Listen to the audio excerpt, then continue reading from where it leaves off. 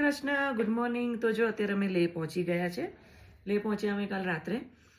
કેવું હોય ખબર છે, જનરલી જોયું છે ગામડામાં, સિટીમાં આપણી બધાની કોઈ બેકરી હોય, ચાની સ્ટોલ હોય, ઘણા બધા બેન્ચમાં બેઠા હોય, તાપણું કરતા હોય, તો કૂતરા ત્યાં રાહ જોઈને બેઠા હોય, અથવા તાપણું કરતા હોય તો બાજુમાં બેઠા હોય, અથવા ખાવાની લાલચે કોઈ અમુક પ્રકારની દુકાને બેઠા હોય તો બેઠા જ હોય.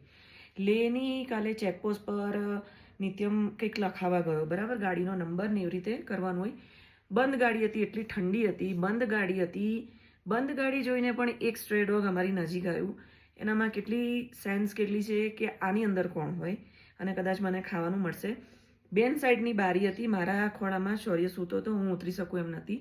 અનાયાસે પછી એ ફરીને મારી સાથે આવ્યું આ બાજુ, અને મેં દરવાજો ખોલીને મારા પર્સમાં ડોગ બિસ્કિટ હું જે રાખું છું, ડોગીજી બિસ્કિટ જે લીધા હતા એ ખાસા પેકેટ લીધા છે, ડોગ ફૂડ પણ લીધું છે, એ પણ જોડે રાખું છું.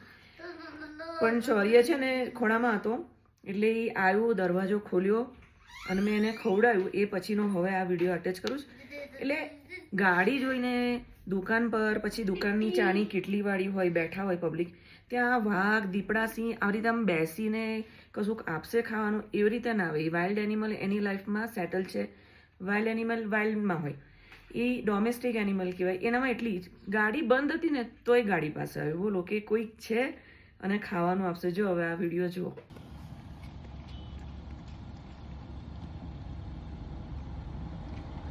કેટલા બધા વાળ છે જોતા, તોય ઠંડી તો લાગે જ ને.